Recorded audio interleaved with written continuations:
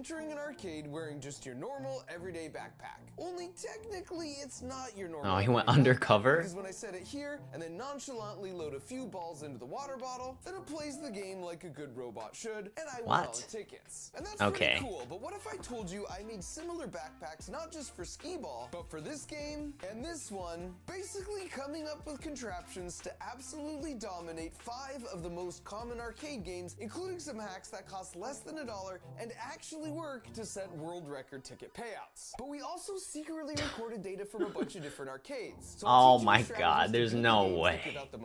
They went to actual arcades? I was gonna ask that. Wait, also, with this one, can't you just spam it until like it gets here and then you get a free minor prize? I'm pretty sure you can do that. Well, that's how it worked in the game that I played, in the coin game. But I'm pretty sure it works in real life too. I'll turn on these. Now, admittedly, the genesis for this video came when I was using my over-engineered bowling ball that I could control just by leaning. Because I thought, what if I took that same concept and applied it to mini golf? And while that idea could be really useful for getting a good golf score, there's just no real payoff for my efforts, which focused my attention to the holy grail of any mini golf course, the arcade. It was time to recoup all the allowance. I've never played mini golf. Starting first with skee-ball. And before we really see it in action, let me first explain how it works. Because if you take away the backpack, you'll find a Frankenstein version of a softball pitching machine that we chopped up and modified so it runs just off batteries. Then there's a solenoid here that makes sure the skee balls get released one at a time. So if you just turn it on, then we put a ball in here, it fires the ball like this. The coolest part here, though, is when it's placed in the backpack, you roll this pocket up to reveal the ball exit, and then place this water bottle here as a clever disguise to load up to 3 balls at a time. Now, of course, if you don't have a secret robot backpack, here's how you win this game as a mere human. For starters, if you watch the pros play, yes, there are skee-ball pros, they actually aim for the 4,000 point hole. And this actually makes sense, because even if your throw is a little too weak or a little too strong, you're still getting significant points. Well, yeah, makes sense. Take the bait and go all or nothing by aiming for the small 10,000 point hole. For this only in desperate situations where they're behind and they need big points. I mean, you get good, you know. The other big tip is to hit it every time. The base of the machine in the same spot each time, and then try and only move your arm, which will make your throws more repeatable and accurate because you're reducing the variables that could lead to error. So if you want to win, just follow these tips and practice a bunch. Or you could just go with my route. Like clown music. So then when you're all done dominating, or if you think one of the workers might be getting suspicious, you can just pick up the backpack at any point and walk away with a bunch of tickets on your card. Up next is one of my personal favorites, basketball. In this case, the backpack is being used just to smuggle the special mechanism inside. Because to the untrained eye, come on, this is dude. just a normal basketball, when in fact, it's a robot in disguise. Now, before I show you exactly how it works, you first need to understand how these games work. Just underneath each rim is like the bag like throws the ball for you. Imagine. On the other side of that metal plate is a reflector. So when the laser beam shines straight forward, it bounces off the reflector, and then the sensor's like, yep, I can see the beam. So when a ball goes through the hoop, it breaks the beam, and the sensor's like, aha, I didn't see it for a second. At which point it tells the game to add 2 points to your total, because that means you must have scored. In engineering, we call this a beam break detector, and it's the exact same concept you have as a safety feature on your garage door. So if you really want to destroy the high score here, the ball needs to break the beam, then somehow get out of the way so the beam reconnects, and then come back and break the beam over and over again as fast as possible. But if you think about it, the whole ball doesn't need to actually get out of the way, just the part in front of the beam itself. And how might you do that? Well, one way is to 3D print the bottom hemisphere of a basketball in 2 parts attached together through some linear guide rods, then add a battery, microcontroller, and servo motor so the bottom this is like next level.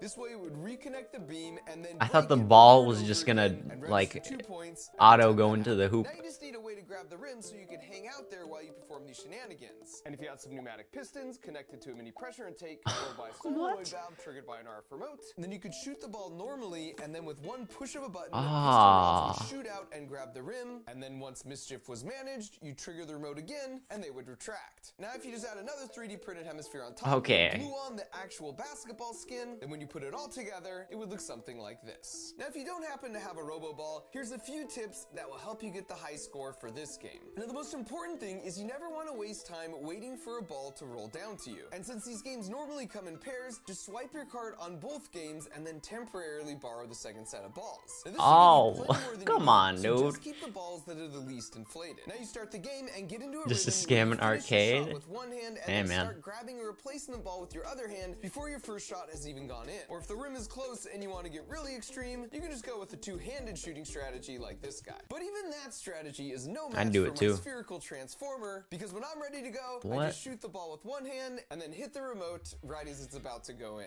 Yeah, but wouldn't you have to land Now, it with at a that just certain sits like there articulating, I simply straight watch those position? Sweet points rack themselves right on up. What if it lands upside down?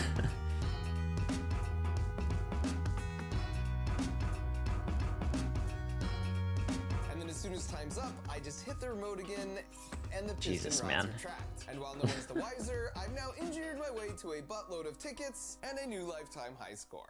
Next up is a really popular game called Quick Drop. where you The hit guy, this button the to release worker this ping notices pong ball at the after. right It's like, moment, ah, and if you wow. get all 50 ping pong How do balls you- into the who got buckets within the 250? 22 seconds allotted without missing any shots, then you hit the mega Must have jackpot. missed it. But the thing is, to get all 50 balls in before the time runs out, there's essentially no margin for human error, which is good news for me because robot backpacks don't make human errors. Now you notice when I walk up, I can just set the backpack down and it self-registers right in place. The trick Ah. here is you 3D printed an exact Okay. negative replica of the button housing on the game. And this piston rod that pokes through and pushes the Oh, button on the nice. game is attached to this solenoid that's controlled by this Arduino You know what to do with that. microcontroller, and it tells it the exact timing needed to beat the game. Now if you're trying this on your own, here's what you need to know. To successfully do this in 22 seconds, you have to drop 4 balls in each bucket, except in 2 buckets, you've got to drop 5. Now dropping 5 into these 2 buckets isn't impossible, but the timing's so tight, it's really hard to pull off without them hitting the rim and bouncing out. Now the jackpot starts at 500 tickets, and every time someone loses, it goes up by 2 tickets, and each time that happens, the game gives you just a little more total time on the clock. And so if you ever see the jackpot at more than 625 tickets, enough time is now on the clock where you only need 4 balls per bucket to win, and it's definitely worth trying it a few times because that makes it so much easier to pull off. Alternatively, before if you you're bring too out your impatient to wait for Robo the jackpot backpack. to rise up, you can just go to school for 6 years to get a degree in mechanical engineering and do it this way.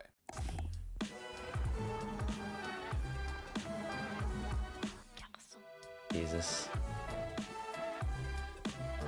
And then even as all 554 sweet, delicious tickets are being added to your account, you can just inconspicuously walk away with your backpack in tow.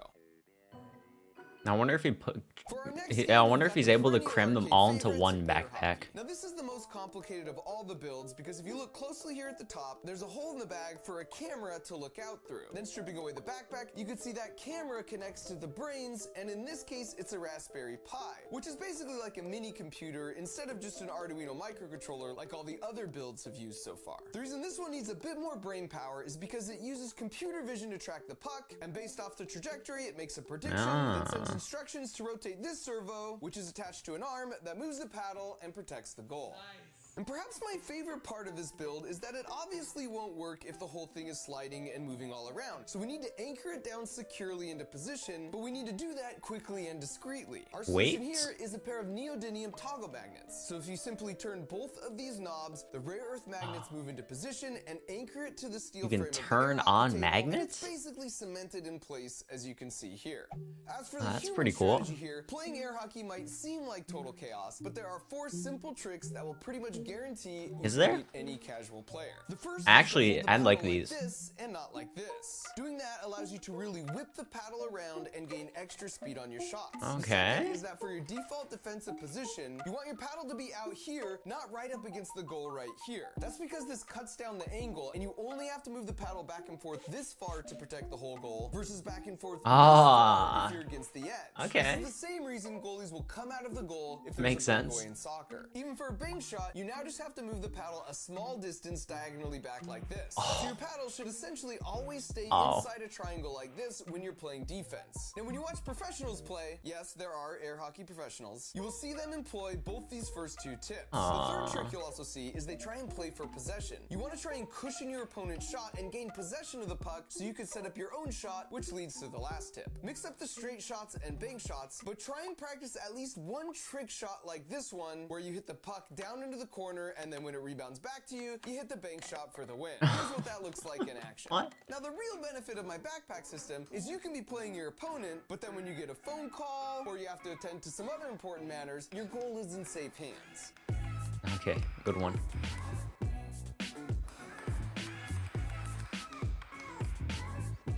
And then at your own leisure, you can eventually just come back and finish things off. Dude, he uses these songs so much in his videos that they've become like his own songs. Like they're not even from like the original like games anymore. They're just his songs now. Now for this one, to make it more interesting, I wanted to find and challenge the guy in the arcade whose muscles looked the least like mine. So I stepped up first and rocked a 678 out of a possible 999. But then he stepped up and rocked an 877. And since that's bigger than 678, the trash talking commenced. Maybe if you spend a little less time at the computer, a little more time in the weight room. So that was disappointing, but lucky for me, I had a trick up my sleeve. Like, actually, because that's a fake arm in order to disguise this. What? It's like it has like an Assassin's Creed knife, dude. To set the springs, we use a threaded rod and a drill, and once under tension, they're held in place with a quick release mechanism I can trigger with my finger at the exact moment I want to punch a thing. And I would classify the initial test in the lab as encouraging. Now it's important to note, to play by the rules for this game, there's no side punching, pushing, running, kicking, or headbutting. But you'll notice there's no rule against spring-loaded piston punching gloves. So now that my moment of sheer domination had arrived, I stepped up and rocked an 838, which was less than 877, which was disappointing. Still lost. And in hindsight, I should have known it's really hard to compete with the human body in terms of things like punching and throwing, because we're just so efficient with those mechanics, and I have to sacrifice a lot of the speed and momentum of my own arm body system when I'm wearing that heavy wrist. What if you put it on him? But you know what? I'm a fighter, and what I lack in muscle mass, I make up for in tenacity. So out of curiosity, I took a closer look to see how the machine actually works. And it turns out it has a beam brake sensor just like the basketball game. So as that odd-shaped metal piece, which is attached to the axle and punching bag, rotates around, the beam has this tiny window to hit the sensor. You can see the sensor in the front view here. So the game cleverly measures how many milliseconds the sensor sees the beam for, and from that, it infers how quickly the That's bag pretty is rotating smart. on the axle, and therefore how hard it was punched. And this gave me an idea. So I went to the prize counter and redeemed a few of my jackpot tickets I'd been stocking up in exchange for a Pez dispenser. Step one was to unwrap and eat some of the Pez, because they're just delicious. And then for step two, I removed the head. Haven't had one of those in ages. Like this, and then taped it here, and then went and tracked down my new friend. My theory was that if I extended the Pez dispenser and modified card out like this, and then let go, the force of the spring would retract the card, and it would break the beam so fast, the machine would think it was an insanely fast punch. But would it actually work? And it turns out, it absolutely does, because I maxed out the machine. So, yeah, use this information responsibly, kids.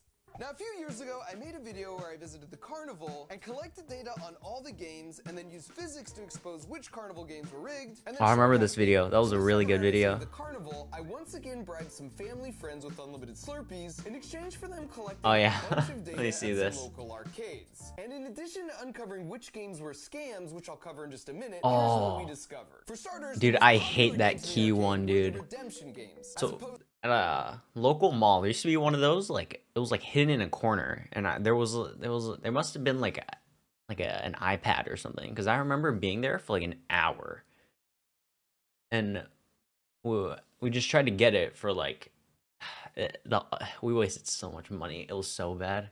We didn't actually get it, but God, I hate that one so much. To the experience games. And here's what I mean by that. Redemption games are the games where the goal is to win tickets. So like the coin pushers, That key or this one, Plinko God, game, I hate it. or spin the wheel. On the other end of the spectrum, you have experience games like air hockey, skee ball, or racing games. It's a trade-off because the games on this side of the spectrum give out more tickets, but it's not as much about the fun of the experience. And then in the middle of the spectrum, you have games like the ping pong drop or hit the clown that have middle of the road ticket payouts, but they're also middle of the road fun to play. Now, since the games on this side were a lot more popular, they earn a lot more money for the arcade, even when you factor in the higher ticket payouts. We found that for a medium-sized arcade on a busy day, the less popular games were played 25 times, and the more popular ones could be played up to 250 times or more. At an average 10 game times. of $1, that means each game makes $25 to $250 per day, or about $7,000 to $70,000 per year. And finally, we found that if your sole Damn. goal was to win tickets, coin pusher games like this Avengers Wait, one what? seem to be the best return on investment. But honestly, you That's can just ask one of huge. the workers there who are hanging out making minimum wage and are probably pretty chill, because chances are they'll just tell you which ones they regularly see pay out the best.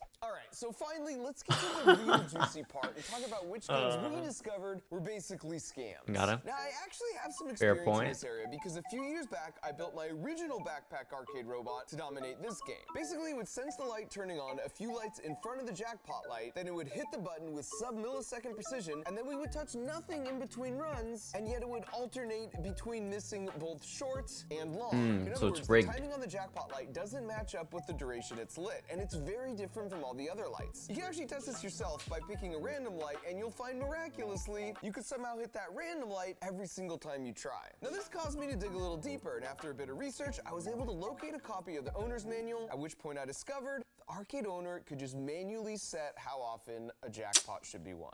So this time around, I was curious That's what mean. other games were essentially Just a running the scam. same scam where you think it's a game of skill, but in reality, the arcade owner is controlling when a jackpot's That's won. no fun. As it turns out, this really popular game called Stacker employs the same trick. Really? This other really popular game, Keymaster, and this All game are also in fact running the same scam. In all What? two cases, I was able to get a hold of a copy of their owner's manual, and each one has some language around how the arcade owner can specify how often a jackpot occurs. Oh my god. Many, but not all claw machines have language around how it will close with full strength, but then back off to a much weaker Yeah, strength that's of dumb. whatever is set by the I owner. hate For that. this reason, it's best to try for prizes closest to the exit hole Yeah. to minimize the amount of time it's held in the claws. And I call these games scams because they present themselves as winnable games of skill, when in reality, it's essentially a random dice roll that is heavily stacked against you. God And just like at the damn. carnival, the most That's lucrative crazy. games are those where people overestimate their chances of winning because they seem to get close, but they don't quite win. In gambling psychology, Toreba. this is known as the near-miss effect, and it will lead to increased play of the slot machine. But this is much worse than a slot machine, because at least in that Yeah. case, you know it doesn't matter how you pull the lever because it's random chance. And on top of that, those games are regulated, so there is a minimum payout required by law. So for every dollar, for example, Illegal put into a slot poker machine, game? they have to pay out at least 80 cents back to the players. But for those scam arcade games I just mentioned, the default payout rate is on average 20 cents for every dollar you spend, but a shady arcade owner could basically set that to 0 and no one would know, and that would be perfectly legal. And that's especially messed up because it's primarily played by kids. So if you remember nothing else, just try and pick games that avoid any sort of digital winning element that can be rigged, because in those cases, you just never really know what your chances are. These games, however, are all great options to at least have a better sense of your actual odds of winning. I've checked the manual for all of these, and what you see is exactly what you get. Oh, the wheel